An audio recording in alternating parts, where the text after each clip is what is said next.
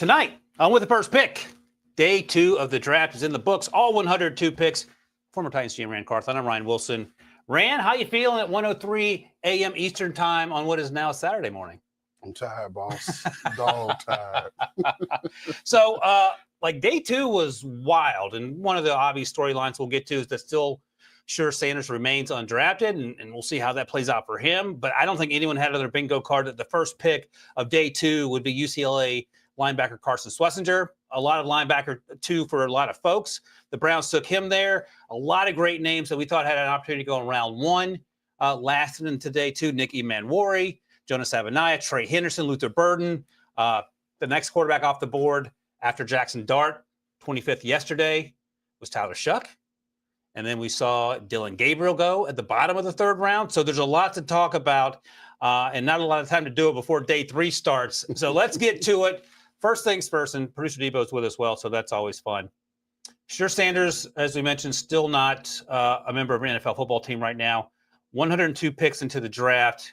You said earlier tonight on HQ, you've been in the front office for 17 years, and this is one of the wildest things you can remember. Is that fair to say? Yeah, and just because of the nature of the circumstance, right? There have been players that have had criminal things that have happened, some other things going on in their background that gives you reason for them not to be taken. But we're talking about a kid who has never done anything criminal, who's been a consummate teammate, despite what other people have put out there. This just feels like something different. And I can put my finger on it, right? But this just feels different. And I don't know how fair it really is. Oh, it's not fair, but the response would be life ain't fair from people who maybe view it differently than you or I perhaps. And that's fine. Like, there's certainly more than one way to look at something. But you made this point earlier, you just made it again. We've seen players season after season in terms of signing contracts, year after year in the draft, who have major red flags for breaking the law and domestic violence and sexual assault, who get drafted. And it feels like, and our Jonathan Jones talked about this as well, like the NFL is sending a message. And Shedeur Sanders did the pre-draft process differently than anyone ever has who had an opportunity to be a first-round pick as a quarterback.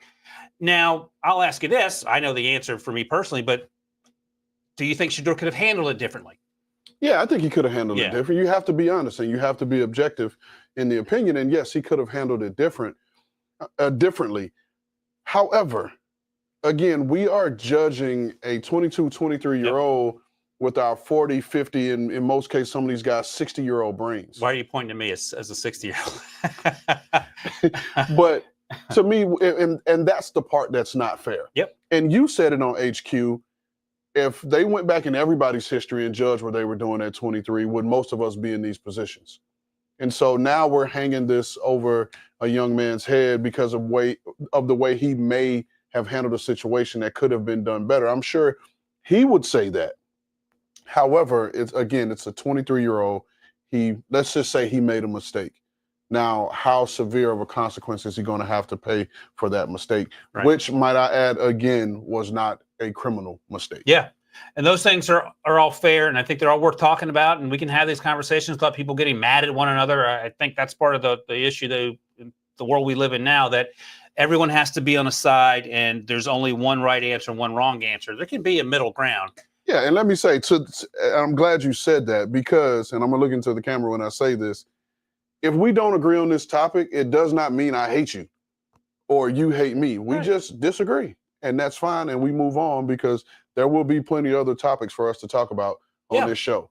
But, I mean, this is arguably the biggest story in this draft class and probably in recent draft classes. And if you're listening, Debo just put up a tweet from Shedeur that says, "Thank you, God, for everything." That was at 10:45 p.m. At the end of day 2 of the draft. And that's all. I mean, he had a similar statement at the end of round 1 when he wasn't drafted.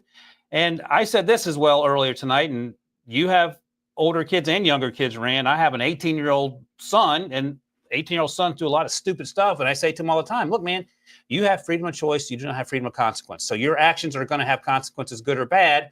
And we've heard time and time again that Shedeur didn't perhaps interview as well as he could have. Or Jonathan Jones talked about it as well during the combine and the pre-draft process. And I would imagine, I'll ask you this, if he had an opportunity to do it over again, do you think he would have taken a different approach? Oh, absolutely. And you have to take a different approach because this one didn't work. This, not to the degree, but to what you just said, reminded me of my high school experience with my high school head coach, Jerry Hughes. Shout out to Coach Hughes on this. I was trying to do things my way at a certain point. Yeah. And it wasn't working. And so Coach Hughes and I, we kind of met in the middle because everyone who knows Coach Hughes, this is a stubborn dude. And so we came to a compromise, and he said, if you just try my way for a week, then I'll give you an opportunity. And I had to have that come to Jesus moment with myself as a then 16-year-old. And I had that moment. I said, let me try this guy's way. My way isn't working. So what happens, Ryan, after I went out and did it his way? I broke the school record for most yards in the game. And and from that moment on, I said, you know what? I'm going to do what this man is teaching me to do because it clearly works. And again, and you know this because you have older daughters, and you have younger sons. Oh, you'll learn it if you don't. Why you got to keep bringing up how many kids I got, man? And the age disparity. I feel like you're judging me, Ryan. I'm still older than you, no matter how many kids you may or may not have. But the point I was going to make is that I have two sons, and I remember this from growing up. And to sort of piggyback on your story, boys develop later than girls, and that's been proven scientifically. And I see it in my son, I saw it in myself. And sometimes you're stubborn as a 16, 17, 18-year-old. You think you know how to do things. I've had that conversation with my son. My dad certainly had that conversation with me. You're not old enough to know exactly how things work in the real world. And if that were the case with Shedeur, it would not be a surprise, and it certainly doesn't make him a bad person. I just think that we're at a point, and we live in a world where everything's on social media. And as I mentioned before, everything has to be contentious. It doesn't have to be that way. Here, let me ask you this before we move on. How much will it affect Shedeur mentally? And I would ask you just to draw on maybe Brock Purdy went in the 7th round, for example. How did it affect him? Or guys that you've seen drafted previously that thought they should have been first-round picks who went rounds 3, 4, 5? What does Shedeur have to do, I should say, in terms to overcome this and not let it be something that is an albatross around his neck for the entirety of his NFL career? And we kind of hit on it a little bit on HQ. It's one of those situations where clearly there's a team that's going to draft him, hopefully, prayerfully. But one of those teams drafts him, you can't call them and say, hey, we love you. We've waited to take you because you passed on him multiple other times. Just don't BS him and just say, hey, we're giving you an opportunity. And he has to see it as such. And he can't hold it against whatever team that drafts him that, hey, you didn't believe in me either. Yeah. He has to just say, hey, you giving me the opportunity, and now I'm going to go prove to everybody who I am and what I'm about. Yeah. And that has been sort of the keeping receipts has been part of the allure and the success of Coach Prime coming to Colorado and the things they've had there. But you may have to change that going forward for the reasons you're talking about.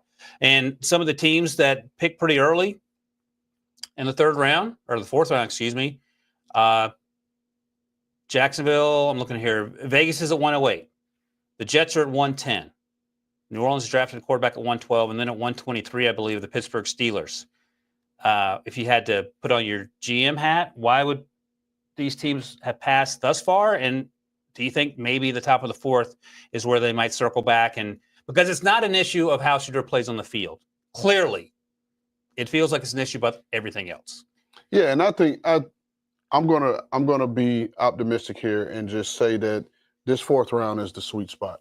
Whether it's Vegas, whether it's Pittsburgh, one of those two teams, if you're facing them in the 4th round and you pass on them at this point, it sends an even worse message, right? Because if you're Pete Carroll, and we know the type of man that Pete Carroll is, and the amount of guys that Pete Carroll has given this opportunity to, who've had things in their background that may have rubbed people the right way. Like Pete Carroll loves these type of projects, if you will. Mm-hmm. And why not bring him to a place like Vegas where he can sit behind Geno Smith, who fell, who thought he was going to be a 1st-round pick and went to the draft and went to the 2nd. And Geno had needed to mature when he came out. And so who better to put Shedeur in a room with than Geno? And I'm sure that's someone that he would respect, with Pete Carroll being the ultimate leader of that organization. To me, now looking back at it, that might be a better fit than the actual Steelers. And Geno Smith is a great one because I've come to love the way Geno Smith has played. But Geno's been in the league since 2013 when he was a second-round pick out of West Virginia, thought he was going to be a first-round pick. And I recall correctly, he actually left Radio City after the first night. I don't blame him. I have no issue with players doing that because who wants to be sitting there while you're watching everyone else get drafted but you? But he had a rough start in New York. He had to sit on the bench for the Giants. He was at the Chargers, and then it took the right landing spot. And the Jets, yeah, that's where he started. Absolutely. So Al Saunders for I think he's a beat reporter, Debo. I think that's right, for the Pittsburgh, covers the Steelers. Art Rooney II said on Steelers radio, so yeah, this guy covers the Steelers, Alan Saunders does, that the Steelers draft a quarterback this year. He doesn't expect them to start. It's going to be somebody that will be developing and may play down the road. It's not like somebody that's going to have a big impact on this season. And I think that would have been Shedeur Sanders at pick 21 as well, though, right? Yes, but to me, this screams this player is going to be someone that we're developing, may play down the road, and it's not going to have a big impact on the season. Why? Because you know that's a fair question too. Why? Because you know that you've already got something done with Aaron Rodgers. It just hadn't been announced yet. Do you think another way to read that is that we're going to take a developmental quarterback like a Will Howard or Kyle McCord? Potentially, which would again bring an even bigger question. Right. Because you've seen it. I read it all morning, about the nice things that Coach Tomlin have said about Shedeur throughout the process. Right. And, we felt like as outsiders/insiders, we felt like he was really in contention at 21. Oh, especially when you start seeing a guy like Kenneth Grant not be available. And then there was a mini run on defensive tackles because you knew, or you felt like you knew, they were choosing between a defensive tackle or a quarterback. And so you started to see those tackles come off and you're like, oh, wow, this could really be the spot for him at 21. And then boom, they take Derek Harmon. C-Rad leaves in the chat. It's good to see C-Rad there. Raiders may not work as well given what I think is improved leadership. And I think that's a two-way street as well, because you talked about Pete Carroll's ability to get through to players that maybe wouldn't have the opportunity at other places in terms of that improved leadership. Certainly wouldn't work under a Josh McDaniel regime previously. But there's also the relationship, we haven't talked about this in a while, which was sort of funny, is Tom Brady. Like he mentored Shedeur as well. And that seems to be no longer a talking point. Jesus, excuse me. I'm sure someone's called him Jesus before. I apologize. Jesus M says Rams get Shedeur. You worked for Sean McVay. You worked for Les Snead. You worked with Sean McVay before Les Snead. How would that dynamic work? It could work because they've developed quarterbacks. However, their quarterback room is crowded. Right. It's already crowded. You have Matthew Stafford. You have Jimmy Garoppolo. You have Stetson Bennett, who I believe the Rams have an affinity for in Stetson Bennett, and they're trying to bring him along. So now you put Shedeur Sanders in that room, and it's a crowded room. So that's why I don't think, the Rams would be a good fit. To me, the top two teams that make the most sense is Vegas and Pittsburgh. And the problem the problem here with Pittsburgh, and I feel like, and myself included, we're beating Pittsburgh over the head because it's almost like we're forcing Shedeur to Pittsburgh without understanding how they feel. Yeah. Right? And you don't want to do that, or I don't want to do that. And that's why I'll take a step back from this point, because you don't want to put Pittsburgh in a situation where they're looking at the outside noise, which is us, and everyone talking about why they didn't do it and why they should do it, and put them in a position where it turns them off from wanting to take the kid at all. Let me ask you about that, because that's an interesting point and one that I hadn't really thought about. But how much noise are you listening to on the inside when it comes to something that's not necessarily solely about football? There's some other outside pressures at play. Are you hearing from your PR people? Are you hearing from other folks around the league about, hey, man, what's going on here as this is or is not happening? Well, it depends on who you are as a person. Right. Because I'm pretty sure in most organizations, whether it's high up or mid-level or wherever the case may be, there are people that are tuned in to social media, and they think that whatever their algorithm is showing them is the voice of the world at this point. Now, I get it, and I understand that there's a certain generation that does not understand the algorithm. And they don't understand that what you click on the most is what they continue to show you, which may be out of 100 people, maybe the loud 15. Right. No, that's a good as point. opposed to the other 85 who are supporting you. But because you're constantly clicking on that and this is what you're searching for, it gives you that. Now, again, Coach Tomlin doesn't strike me as a guy that cares about the outside noise. I'm sure he hears it and he's aware of it, but he doesn't care. But we don't know how the other people within the organization feel and when they hear the outside noise. Right. Because if you're a Rooney and the Steelers are your life, and that's the Steelers will forever be synonymous with the Rooney family and the city of Pittsburgh. So to me, in my opinion, it would be hard for them to not hear the noise because they care so much about their organization and franchise. Yeah. So, I mean, right. There are a lot of moving parts here. There are a lot of conversations to be had. And it's going to be interesting to watch how it plays out. And I think ultimately, if you're Shedeur or Coach Prime or anyone in the Sanders family close to the Sanders, you have to just embrace this as an opportunity to prove people wrong. You can be angry, but you can't let it consume you and turn it into sort of this vindictive tour because that's not going to serve anyone. So we'll see. It certainly stinks for Shedeur, but hopefully there's a lesson in there. Like, I don't know if I ever told Debo this. I once got arrested with a fake ID in college. My dad just happened to be coming up to college the next day. I had to tell him that story. Didn't feel good, but I learned a lesson. He actually took it the right way. And, I told you my dad's in the military. He could have very easily just decided to, give me the military treatment. So bad kid. You learn and you character grow. guy, Debo. We got a character guy. Red flag for sure. Put a black dot on Ryan's card. That's right. A black dot. Yeah, for trying to buy a six-pack of Natural Light, if I recall correctly. Natty Light? You went to jail for Natty Light? I didn't go to jail. I got arrested. All right, that's enough. We're too far down the road. This ain't about me, Rand. All right, we'll take a quick break. We'll come back. We'll talk about some winners. I don't want to call them losers, but situations that we had some questions about the players that perhaps they took. And we'll talk about that in just 1 second. Critics are buzzing about the new season of Yellow Jackets.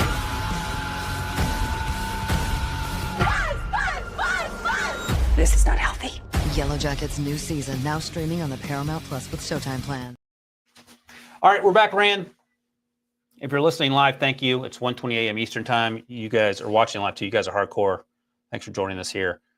First winner here. This is from the mind of Debo, but I agree with it 100%. Ben Johnson's playbook, because obviously now the new head coach of the Chicago Bears. We just spent a lot of time with our buddy Joe Musso, big Chicago Bears fan. He is incredibly excited about the things they are doing in Chicago. It feels like a different team, Rand. Colson Loveland, 10th overall pick, came back in the second round, got Luther Burden, the Missouri wide receiver, 6 feet, 200 pounds, ran sub 4.5, can play slot, can play outside. They drafted Ozzie Trapillo. His dad played in the league for a long time. The BC offensive tackle, he could kick inside. And then Shamar Turner, a defensive lineman out of Texas A&M. I thought he would be maybe third round, ended up going just at the end of the second round. A fantastic pick there. But in terms of the Ben Johnson offensive mind meld with these players, how do they fit into what this offense could look like and sort of replicate what he did in Detroit? I mean, I'm glad you said replicate, because that's what all these moves have been about, is replicating what they've done in recent years in Detroit. Because you go get your Laporta in Loveland, you get him, you knock that out, right? And then you come back and you get Luther. Hey, I'm sorry to interrupt you. I'm going to ask you about that because you mentioned Sam Laporta a couple times. Fantastic rookie season. What are the similarities? Because it feels like Loveland isn't quite the blocker that Laporta was, or did you have concerns about Laporta's blocking ability coming out of Iowa? No, I didn't have concerns. I didn't think he was going to be, a move furniture type of guy. Not a George Kittle, who you know quite well. Right, but I thought he would be a guy that will fight and strain and get in the way. Gotcha. Right. Okay. Now, I don't think Loveland is going to, I think he'll just get in the way. Right. And just hopefully stay between the defender and the ball carrier. I didn't mean to interrupt you. I was just curious about that. But you get the tight end, right? And here's the thing about Ben Johnson's offense. Now, Laporta is a different talent. And what I mean by a different talent, like, he has the unique stuff to where he can win and he can separate. But if you go back and you look at a lot of Detroit tape, it's a lot of misdirection. You get Flo going one way, he comes back the other way, and now he's getting the ball with wide open spaces, and now you can see his run after the catch ability. So those are going to be the same type of creative route set up for Colston Loveland to be a playmaker for that offense. And then you get a Luther Burden. And I'm saying that Luther Burden is going to fill the Amon-Ra St. Brown role. Right now, Amon-Ra is a little bit of a different animal. In Detroit, he plays outside, he plays inside. But when they really get funky with it on offense, he's in the slot. or they're moving him around. They're bringing him across in motion. They're lining him up in the backfield. They're doing some misdirections, getting him screens. And if you go back and you look at Luther Burden III, he is at his best when you can get the ball in his hands quick and you can see his run-to-daylight ability. And I think he's going to fill that same type of role. So I love what Ryan Poles is doing to accommodate his new head coach and to make his new head coach successful out of the gate, because it started not only with the hire of Ben Johnson, but making those trades, giving up those picks to go fix the offensive line, bringing in a veteran offensive line, right? And now you have a veteran offensive line. And like you said, you get Trapilo. And now there's no pressure on Trapilo to have to perform day one. Right. You're bringing him in a veteran room, and now he has time to develop as these vets that they've brought in age out. You got a guy that's been in the system for a year or two, and you just plug him right in. Yeah, and I would imagine Caleb Johnson is probably the second most excited person after Ben Johnson. Caleb Williams. You might as well call him Caleb Johnson because it's his son. He's married to it now. Yeah, Caleb Johnson is actually the third-round pick of the Steelers out of Iowa, and that'll be a conversation for a little later, I'm sure. Let's go to New England now because Drake May also was a big winner. Got his left tackle in Will Campbell. I love listening to Will Campbell. I could listen to Will Campbell read the phone book. I was running. Man, if you need to sleep, have Will Campbell, get a Will Campbell AI voice reading the phone book, and you will be out. But he is all business. He was I love the way he plays. I love his approach to football and his perspective on life. Travion Henderson, you see there in round 2. I thought he had an opportunity to go maybe even late round 1. Surprising, and we'll probably talk about this at some point in the coming weeks. Quinshawn Judkins, his teammate, went before him, and that was sort of curious. Kyle Williams played outside of Washington State, but he's just a shade under 5'11", 190, and I do wonder what that looks like in terms of that wide receiver room, which is needing some talent for sure. And then Jared Wilson, my number one center coming out of Georgia. But again, I don't know how many – this team loves interior offensive linemen more than Pete Prisco does, the New England Patriots the last 3 years. That said, I love what they've done with the first 3 picks, Will Campbell, Trey Henderson, and to an extent in terms of getting dynamic down the field threat in terms of being able to separate a little bit in Kyle Williams. Yeah, and I want to talk about the Travion Henderson pick. And I've said this. I said it on HQ, and I've said it multiple times today. This is their Kevin Falk. This is their Kevin Falk, because Ramondre Stevens is going to be the bruiser. Right, he's going to be the early down guy. And if you look at Travion's history, he's shared the backfield. So now he's coming into a role that he's already similar and familiar with. And so he's going to come in this new offensive system sort of new, kind of old offensive system with Josh McDaniels, who has always had that third down back. And this is the role he's going to fill. One of the best pass protectors, if not the best pass protecting guy in this draft class. He's going to come in and fill that role. He can run routes out of the backfield, and you can still have a run game with him on either of those downs.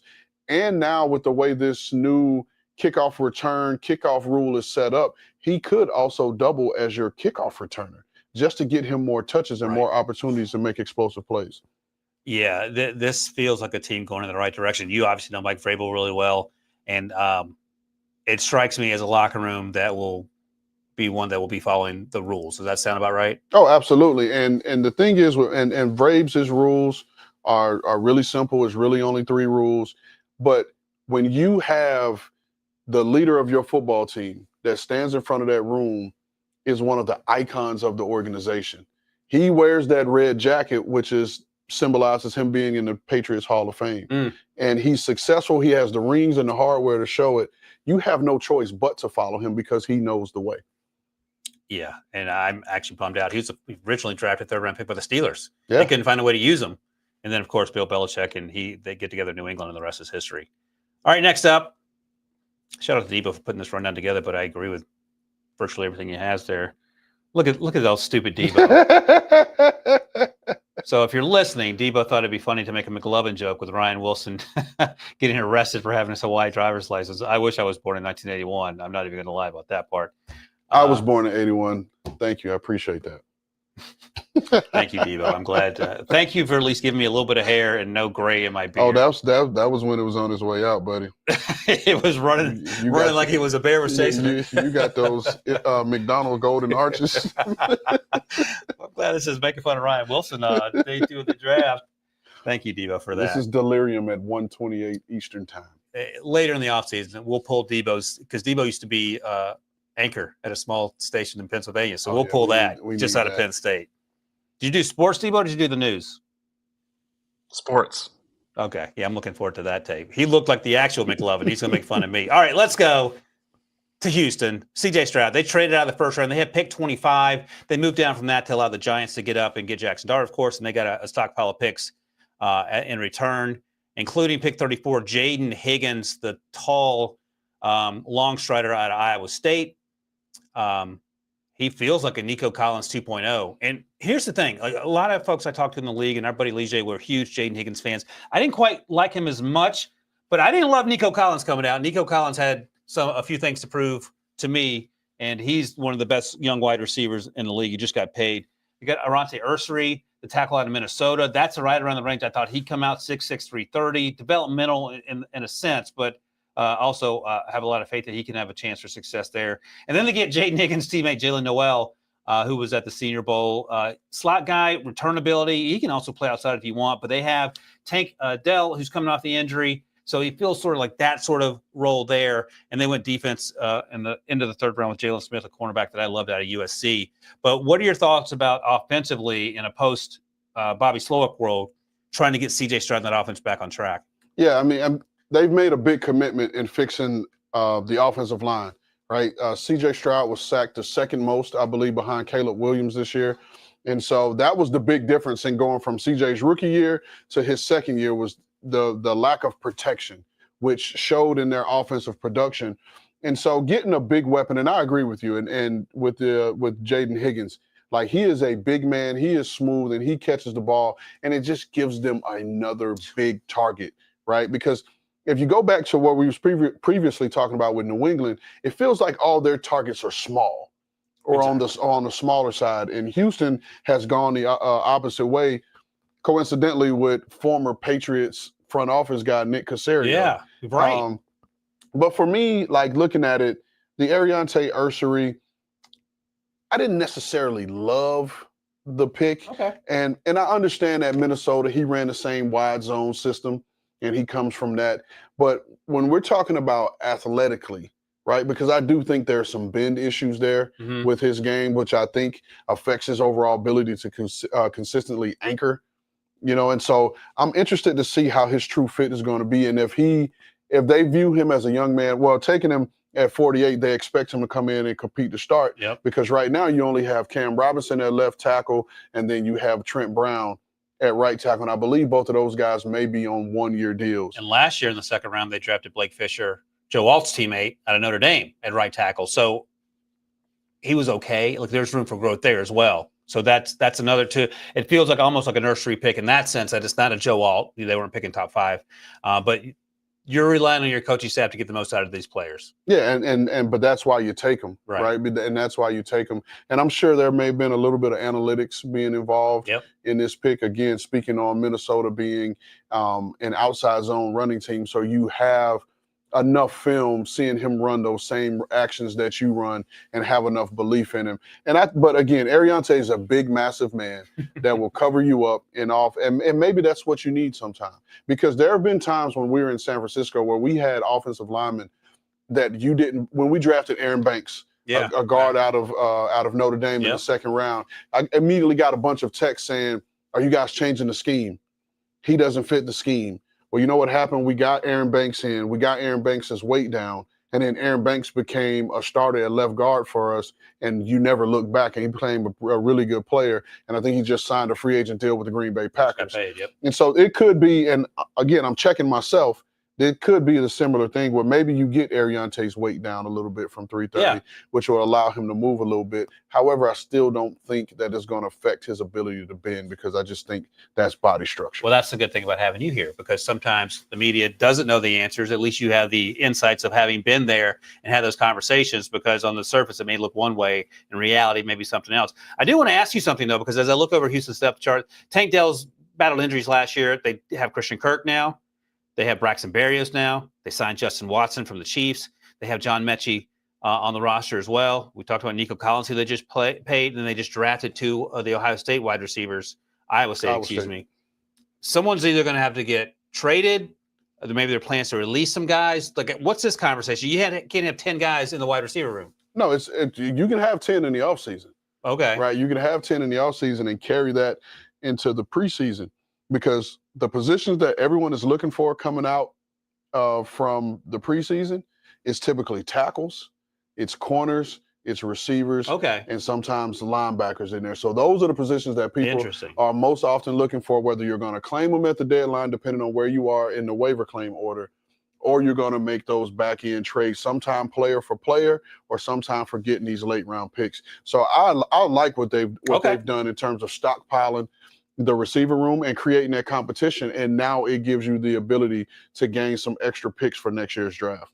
All right, let's talk about I have the Eagles on the list here, but we gave Debo plenty of love last night. So let's talk about the Cowboys, because the Cowboys can sometimes be, unfairly or not, a punching bag, and I think they've crushed it thus far. Tyler Booker yesterday in the first round. Then they come back with a 44th pick and get the edge rusher Donovan Ezaraku out of BC. We've talked about him, maybe the growth he made as a run stopper the second half of the season. He's still undersized, more probably of a situational pass rusher early on. And then at pick 76, third round, they get Suvon Revel, the long corner out of ECU towards ACL in September. So he hasn't played football in a while, but he feels like what used to be a Dan Quinn corner. Now, obviously, Dan Quinn's in Washington. And the grades you see if you're watching, these are our buddy Chris Rapasso's grades. Tyler Booker would have been an A+ for me. Ezaraku and Suvon Revel are both A's for me, so that works out as well. What are your thoughts about this in terms of shorting up the offensive line? Because Tyler Booker isn't it. You talk about the zone scheme guards. That's not him. And then shorten up that defense with two dudes, one at the first level and one at the third level. I mean, this is clearly an A for me. It's not close. But again, and we talked about this on HQ, I don't think this has ever been the Cowboys' problem here of recent times. The draft hadn't been their problem, right? Because they know how to identify talent. And shout out to Will McClay, who's their vice president of player personnel there. This guy should be a GM for somebody because he clearly understands how to evaluate talent and build a roster, because he is a key for that front office to get the job done. So shout out to you, Will. But these players, to get a Tyler Booker, who, like, he went pick 12. That is we knew he was going to be a top 15 pick. Yep. Donovan Ezaraku, in most mock drafts, we saw him in that 28 to 32 range. Yep. Right? And Suvon Revel Jr., had he been healthy, he's a top 15, top 20 pick. And you get all three of those guys within the top 76 picks of this draft. And then you mix in with Revel. He tore his ACL in September. In this day and age, I'm pretty sure he's running, he's cutting, and he may very well be ready for phase 2 of the offseason program. Right. Possibly. But also you have Trayvon Diggs and you have Deron Bland, and now having a player like this, and especially if he's healthy and ready to go, now you don't have to invest and go pay 18 to 20 million to Deron Bland.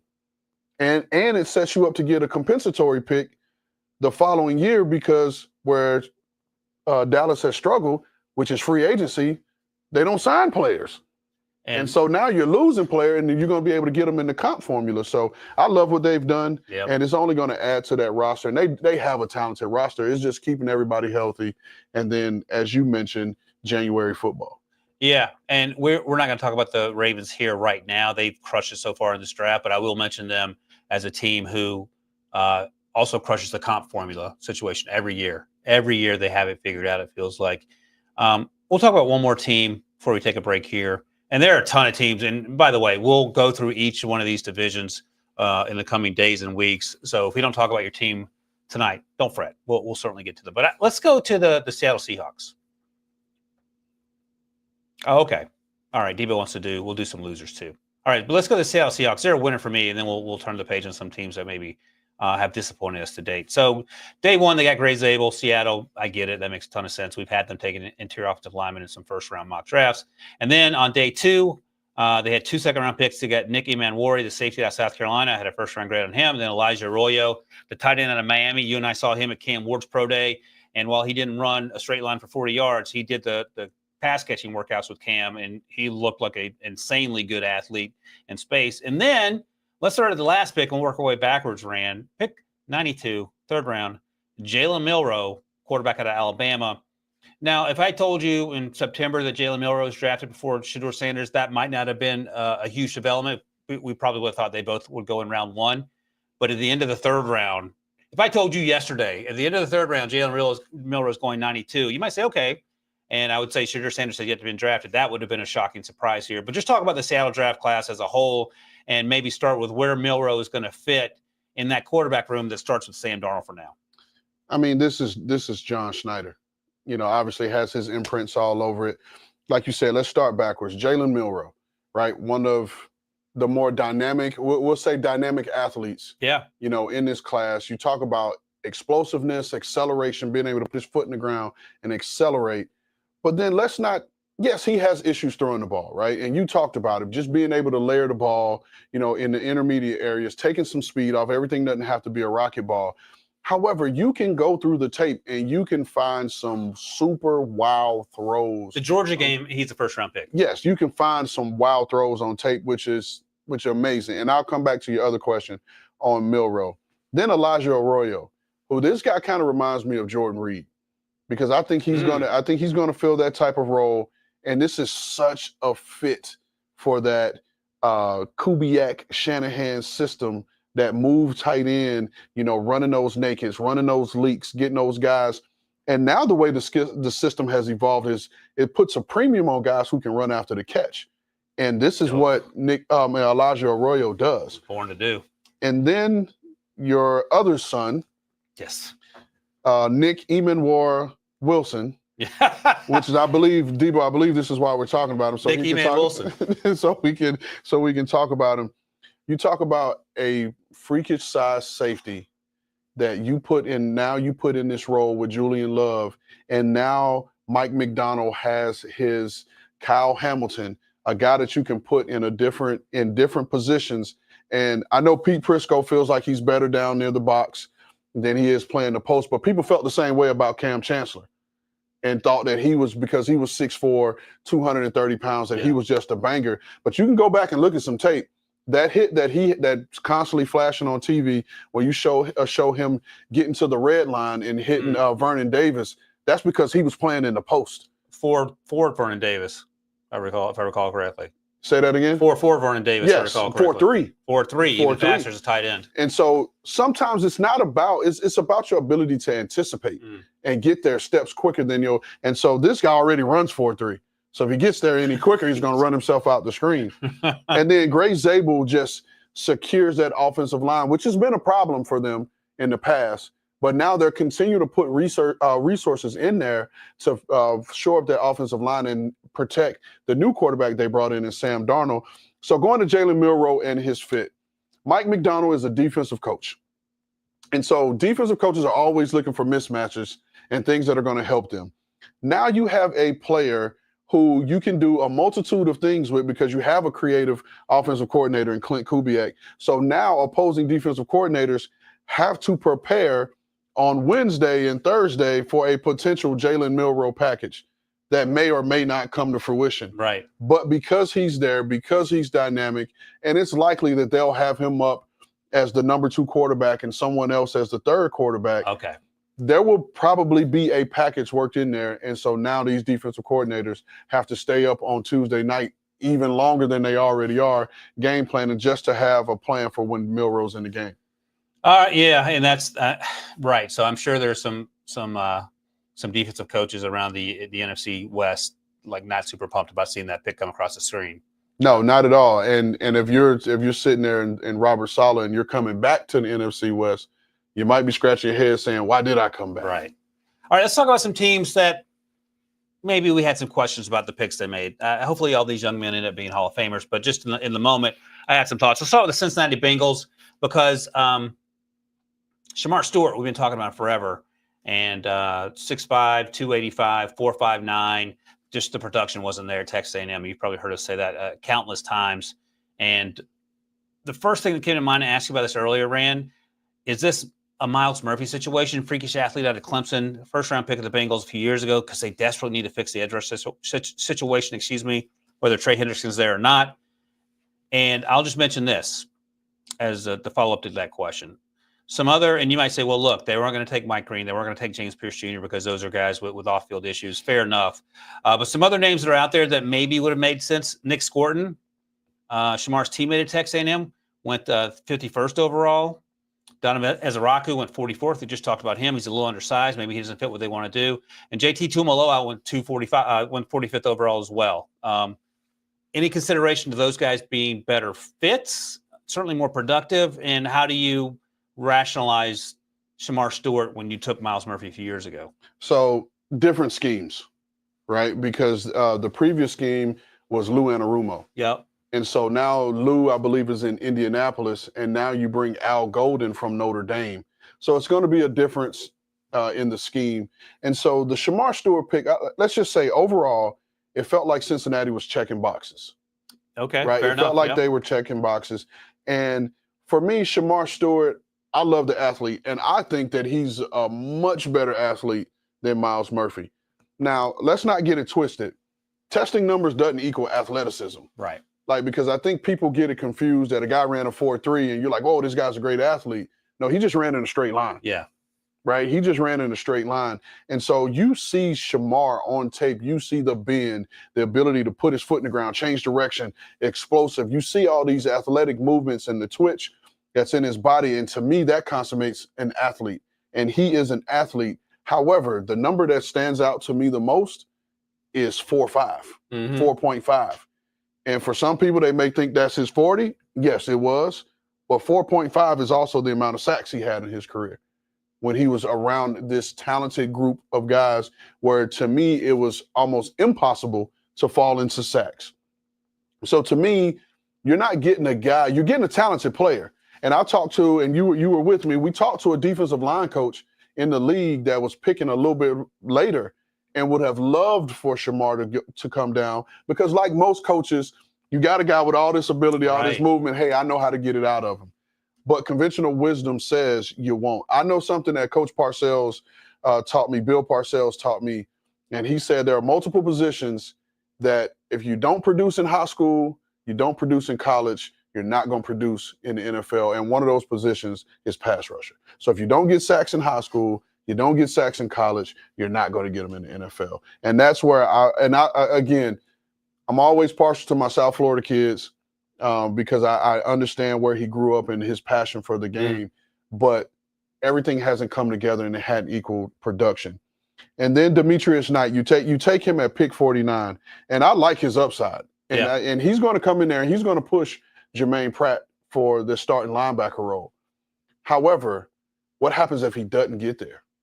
So now you have pick 49, a player that's sitting on your bench that's probably a core 4 special teams member for you, that's going to be sitting behind Jermaine Pratt, who's probably going to be a free agent after the season. So now you're losing it there when you probably could have got a more dynamic player that was a plug-and-play day one starter for you. And then you go Dylan Fairchild in the 3rd round, who's going to compete to start at guard for you, naturally, because you take him at pick 81. But again, are any of these guys that you took at 17, 49, and 81 going to come in and be viable day one starters? And I don't believe so. Yeah, I'm looking over my notes. I do wonder, maybe it might be a situation where Dylan Fairchild has the best opportunity to do that. I really like him a lot at Georgia. I had him going in the middle of the 3rd round, which is about where he went. I'll tell you my comp, and you can hate it. That's okay. Everyone that I work with. I'm just gonna hate it just because of the way you phrased it. So go ahead. Oh, I didn't want to say it. David DeCastro. I hate it. So yeah, we'll see. But I take your overall point, and I think the other point is that Shamar Stewart, talking about the defensive line coach, you just see that guy. You say, well, these guys don't grow on trees. You find one once every 30 years. We have to be able to get the most out of them, and you hope that's what happens. But and by the way, nice Bill Parcells name drop there. That just sort of came out of nowhere. When did you work with Bill Parcells? Oh, I didn't work with him. My father played for him. That's right. Played for him at the Giants and worked with him literally everywhere Parcells has ever been, with the exception of the Dolphins. That's right. I forgot about your dad's connection. I was like, wait, you're older than you say you were if you're working with No, but Parcells. I did play for Coach Parcells. Played for him in Dallas. I was on the practice squad there for 2 weeks. It lasted 2 weeks. Okay, I give you. That's okay. That one could overlook you. Did he ever yell at you at practice for doing something you weren't supposed to be doing? That would be I have a great story. I don't know if it's not for this pod. I'll just say this: my Bill Parcells moment. I get released by the Colts at the end of training camp, my rookie year, 2004. I go to sign with the Dallas Cowboys on their practice squad. I literally get in the building. I do my physical, pass my physical. I sign my contract. Someone comes and grabs me. Hey, Coach Parcells wants to see you. Me, I'm thinking, oh, Coach wants to say what's up. A welcome basket. Hey, show me some love. I walk in his office, and he's sitting behind his desk, and he's looking at me. Doesn't say, hi, good morning, welcome. He says, have you read the fine book? So now in my head, those millisecond thoughts you have, I'm like, oh, what should I say? And I'm like, oh, yes, sir. Now, this is a book where it lays out what the fines are if you what don't the do fines something? are, like if you're late or you miss a meeting, Yeah. those type of things. So I was like, oh, yeah, yes, sir. He was like, everything in there for you is double. You should know better. That's it. What does that mean? Exactly. But he was saying, because I should know better than to violate any of these rules that's in this fine book. If I violated any rule in there. Oh, I thought he'd already charged you double. I had to pay double. Because he knew who you were. Yes. Because your dad. Gotcha. I thought you meant he already charged you double. I was like, man. I mean, the practice squad salary back then was $4,350 a week. So about, depending on where $4,300 a week? Yeah. So if I got fined any of those amounts, I was working for free for the next couple of weeks. $4,300 a week. That is not even a podcaster's salary. It's 2025. Okay, good to know. That's depressing. All right. Well, I'm going to come with their own little fine book, Devo, where I get paid extra. All right. One more team that we had some questions about. They're not losers. We're all winners today. The Steelers and Caleb Williams. I called him Caleb. I wish if the Steelers had Caleb Williams, they would be winners. They drafted Caleb Johnson, the Iowa running back, who was incredibly productive in college. He's a bigger back, 6'1", 220, ran a 4.57. He's a zone scheme guy, which makes sense for Arthur Smith, so on and so forth. But there were a lot of backs that I thought scheme, regardless of scheme, might have been more dynamic options for them. Trying to see some of the names there. Bashul Tutin's still there. I liked him a lot at Virginia Tech. He did have some fumbling issues, and that's clearly a concern. You can't fumble the ball. Damian Martinez out of Miami, you could quibble about whether he should have gone sooner or later than Caleb Johnson. Cam Scattaboo, how many miles are going to be left on the tires for him? Your guy, Jaden Blue, was still available. Let me ask you that, because Jaden Blue is he transcends scheme.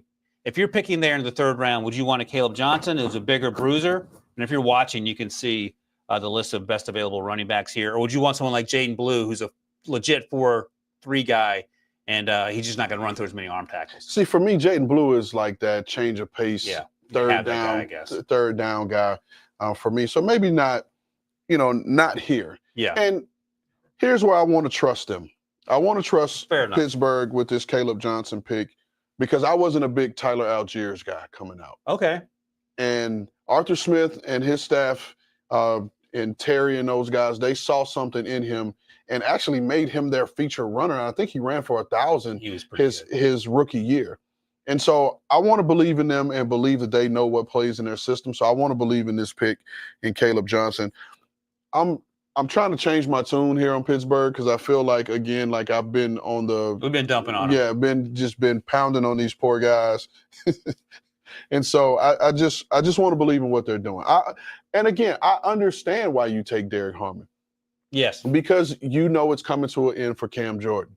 Right. And so you get it. Cam Hayward. Cam Hayward, right. And so it's coming to an end. You get a guy. Now you can put a Derek Harmon in that room, and now he can sit and learn under Cam and learn what it is to be a Pittsburgh Steeler. I saw an interview that those guys at the Steelers, particularly on that defense, like, you have to earn your way to be a Steeler. Right. And so for Derek Harmon, he's coming in and he's learning from a guy that, when you think of the modern day Pittsburgh Steelers, he's one of the first people you think of. And so I understand that, although I feel like they had other needs to address, I understand the pick. So I want to trust them, and I want to trust them. I'll just say it that way. Yeah, and here's the thing. This isn't about Derek Harmon. It's about the other needs we talked about. And as we mentioned yesterday, and I'll repeat today, there were some teams had some injury concerns about him. But I talked to teams, and you talked to teams that really like Derek Harmon's tape. And the other thing is, he's a human. His mom is incredibly sick. This was an emotional moment for him. I don't want to take away from that either. But just on the football side, in terms of me being a Steelers fan and the dire need at quarterback and the Aaron Rodgers situation. I got into my feelings over that. So I'll be honest. I'm not afraid to admit that. All right. Congratulations. What's that, Debo? We have just one more note in this category. I'll play out a video real quick. I don't know what planet we're on and what drugs we were smoking, and no disrespect to Tyler Shuck. If he goes into the top 50, someone has made a grave mistake. Say it with your chest. Tyler Shuck went 40th to the New Orleans Saints. He was QB3 in this draft class. And again, I've talked to teams that love him. I've talked to some teams that don't think he's a day two guy. This isn't about Tyler Shuck. This is just about the football player and what I saw and how I viewed that. So I'm sure that will pop up after he wins Super Bowl number 5. They'll probably play it at his Hall of Fame induction. I'll be long gone, so it won't matter. Although we're the same age, so maybe I'll still be kicking there. Maybe they can wheel me in there in my wheelchair. But what are your thoughts on my comments 44 days ago? That's how you feel. And I listen, this is an opinion-based business, right? And everybody is entitled to their opinion, and we'll find out in 3 years who was right and who was wrong. We will find out. And here's the positive part. Yeah. If you are wrong in what we do now, then you're just wrong. I say this all the time. What's the rest of the sentence? Move right along. You know what I mean? So I'm glad to be on this side. That's the thing. Because as is well documented, I talk about it all the time, I was a big Mac Jones guy. I thought that was going to work out. I loved the way he played at Alabama. I thought in the right system, and by that I mean not hiring a defensive coordinator to call plays for him, he would have had a chance for success. Then he went to Jacksonville last year and just tried to set the single game interception record every week. Listen, say what you want to say about Mac Jones, right? When he was at Bama, Mac Jones was the quintessential point guard. He played point guard. He got the ball into the hands of the people that can score, and they went and scored. Yep. He didn't mess it up, because there have been other talented quarterbacks that had a multitude of weapons that didn't win anything, right? And so he did mess it up. And let's not forget, he did go to the Pro Bowl his rookie year. And hit the gritty, and after that, it's been straight downhill. There's another word that rhymes with gritty. He hit the gritty, and you can substitute the first word for that. All right, Debo, thank you for keeping us here so I got to see that nonsense. I'm sure we will see that again, too, as well. Let's take a quick break here. We're going to come back and hit some best players available on day 3, and there's actually a long list of these guys, and we'll do that right after this.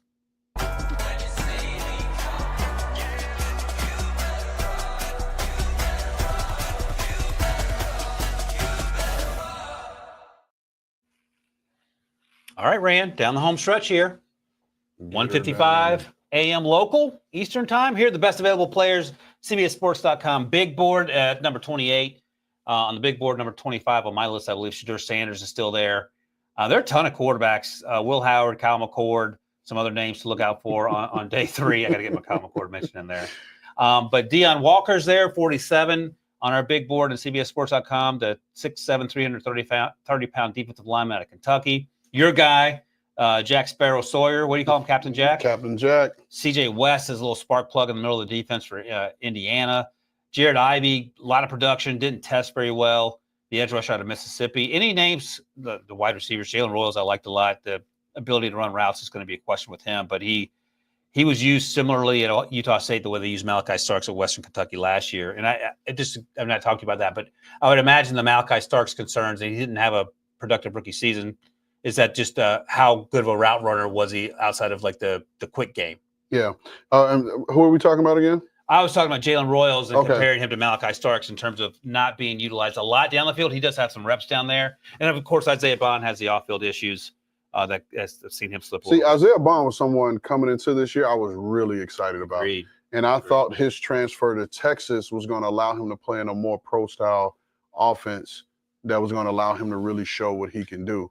Right, because there was a point in watching his Alabama tape, you know, with Milroe and the inconsistencies with the passing where he was missed a lot, or the ball got on him, but he didn't have a chance to run, you know, where there was open spaces. So I think we just had a power outage back there. But with the first big quit. But another guy on here to talk about is Braden Swinson. Yeah, you like him. You know, the edge from LSU. He I think he almost broke the single season sack record there. I think he came within a few. Flipping through this list, Baron Sorrell from Texas. was one. I know there had been some love for Smile Munden throughout the scouting community, as well as LaQuint Allen, Syracuse. Give you guys some love. And Aronde Gatson, the second, South Florida kid and fellow Q Sky. Our guy Gunnar Helm still there. Quinn Gunnar Ewers. Helm, Quinn Ewers, and when we talked about on HQ and we talked about the reach for Dylan Gabriel, right? Yes. For to me, if you were looking for a guy to be a good backup, to me, that's where Quinn Ewers fits in. Quinn Ewers would have made a lot more sense for that pick for Kevin Stefanski than Dylan Gabriel on the outside looking in. Obviously, they have other things they're looking at. And you talked about Andrew Berry being the most analytics of analytics GMs. And I don't know what the number said, but that's where they came down on. So here are a couple guys that I had love for and was one of my favorite players to watch on tape. The safety out of Oklahoma, Billy Bowman. Okay, he ran sub 4.4 as well. And so his nickname for us, and excuse the language, was Badass Billy Bowman. I love it. When we watched him on tape, really loved him. Had some love for him in the way he plays. My man Kamir DK gives some Gator love in there. I expect to hear his name called pretty early. Big slot, sub 4.4 guy. Yeah, particularly here in the fourth round. We talked about Quinn Ewers, Jordan Phillips, the big D lineman out of Maryland. We talked to him at the Shrine Bowl. Great young man, and I was extremely disappointed that this will be a shocker to you. He had 31-inch arms. So there we go. Realistically, that probably has a lot to do with it, right? Oh, yeah, absolutely. Yeah. But I love the way he played. Yes. A guy that played hard, physical, and aggressive. And just giving the running backs here some love. Trevor Etienne. Yeah. For him to still be available on day 3. Not really a shock. Probably would have benefited and made himself best served to stay in school. But you think so? Yeah, but I'm pretty sure that Georgia backfield's loaded, and there were some young guys there that were nipping at his heels. Fair enough. To get out of there. A guy that I felt, some love, and I don't know where he's going to be health-wise, and he's had some really good years at Arkansas before transferring to South Carolina, was Raheem Sanders. And he ran faster than I thought. He was a sub 4.5 guy, so he hit 4.4. And I've talked to you about this, but the big backs are going the way of the dinosaur. They're turning more into the not quite Ashton Genty, a little bigger than that, but the Jalen Warren types in terms of 5'11", 208 pounds, and sort of can bounce it, and not necessarily between the tackles guy. But we've seen Rocky get into the open field and no one runs him down. He plays fast for that size. I like Gordon II as well out of Oklahoma State. Yeah, and he was a guy that was super well thought of coming into the year. I think most people probably would have had him in their top 50, coming into the fall. Going back down this list a little bit more, I had my eye on a guy, Yahya Black out of Iowa. Big, huge mountain of a man. Kind of reminded me a little bit of Carl Davis, another Iowa guy that was big, and probably want him to play. You probably want to see him dominate a little bit more because of the size, and you just with a Yahya Black, you just got to find out what makes him tick. So the Steelers had him in for 30 visit. I heard that the Steelers like him, and the other thing, because this is apparently my thing, 35-inch arms. Can you have 2 long arms as a defensive lineman? No, because it's all about being able to keep these dudes off of you. Because 35 is rare. That's like 90, must be 95th percentile in terms of arm length. It's insane. 6'5", almost 6'6", 336. So he certainly fits the part, no doubt about it. I'll mention my guy. I've been talking about during the pre-draft process. Dante Thornton Jr., 6'4", 200 pounds, 4'3" on the dot out of Tennessee. Now I'm glad you mentioned him. He will be among one of those probably early picks. Oh, you think so? Even though he's raw? And could potentially be the first pick off the board here in the fourth round, because everyone feels like the Titans need a receiver, and they haven't taken one yet. Yeah. So it'll be interesting to see if they pull his name off the board this round. And let me ask you about that quickly before we get out of here. They did sign Tyler Lockett. Tyler's a little long in the tooth, but he's still incredibly productive. He's not going to be that type of player. I'm just adding at least one more wide receiver to that room, but that won't preclude them from taking a player like a burner like Dante Thornton. No, and again, these guys that have speed, they can stretch the field, and it gives you more room to operate, between the numbers. And Tyler Lockett, who's going to be awesome for that room, and from a leadership standpoint. I don't know if people know this, but Tyler Lockett is a realtor. Ha! I did not know that. He has his real estate license, That's and fantastic. I believe he served as a realtor for several of his teammates in Seattle. Okay. So maybe he can bring that, to Nashville and become a realtor and help his teammates. But I know he's going to bring a veteran leadership presence in that room to go along with Calvin Ridley. But yes, they still need to add more guys because Traylon Burks is coming off an injury. They lost Nick Westbrook, Akine in free agency to the Dolphins. And so they're still, you still got to surround your number 1 overall pick with weapons. You still have to do that and give him a fighting chance. Right. Now you got Tony Pollard in the backfield, Tajay Spears. You still have Chig, but even Chig is going into the final year of his contract. And so you gotta replenish and give Cam more weapons so he's successful out the gate. And 6'4", 200, 4'3", those guys don't grow on trees either. At all. And he consistently stacks guys down the field. Now, he might just be running 9 routes for the first 3 months of the season. That actually can affect the defense. So there's a lot of ways you can use someone like that. And you put him in a room with veteran receiver coach Tyke Tolbert. Tyke's got a history of developing these guys. Perfect. One last name, Debo, and I'll get out of here. Alec Ayuminor, the Stanford wide receiver, Canadian. He ran sub 4.5, didn't play quite that fast. He reminded me a little bit more of the sort of Anquan Bolden type of possession receiver, contested catch guy. He's going to win at the top of the route with physicality. Another guy that I thought had a chance to be a top 100 guy, and he could be one of the first wide receivers off the board as well. I'm going to stop you real quick. You said something. You said Anquan Bolden. You know who's the greatest high school quarterback I've ever seen in my life? Where's Anquan from? It's from Pahokee. Oh, I didn't know that. Florida State guy. You're giving Florida State guy props? That guy was the best high school quarterback I've ever seen. What kind of quarterback was he? He was a traditional pocket passing quarterback. That? And I want to say his last game at Florida State, he might have started and played quarterback because of injuries to Chris Ricks and that whole crew. We were on the same recruiting visit to Florida, and we begged him to come. And we already had a guy that was an early enrollee that was signed. And we were begging him, and he just kept telling us, like, man, you already got a guy signed. Oh, that's the only reason? And we were, because I was committed, hadn't signed yet. And I was like, yeah, it's some guy from Indiana. Like, they don't play football in Indiana. It's basketball. But that Indiana guy turned out to be Rex Grossman. Oh, he did? Yeah. And did you win the national title with Rex too? No, we didn't win the national title. We won the SEC championship in 2000. I always say 9/11 cost me a natty. Oh, okay. We were getting ready to play Tennessee the week of 9/11. Did they cancel it? And they canceled that game. Okay. Tennessee, I think, was down 5 or 6 starters. Come back, play them last game of the season, and lose on the last play.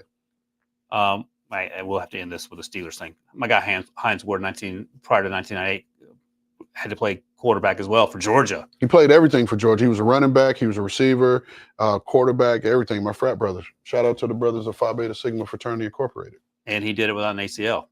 Never knew that. I'm pretty sure I have to double check. I may have been making that part up to grow the legacy, but and his teammate Antoine Randall, now with the Bears, was incredibly excited about their draft on day 2. We saw him celebrating in the back. 2:06. We're done. A little earlier than yesterday, but that's it for day 2. Debo, we'll be back for day 3. You're with us tomorrow too, right, Debo?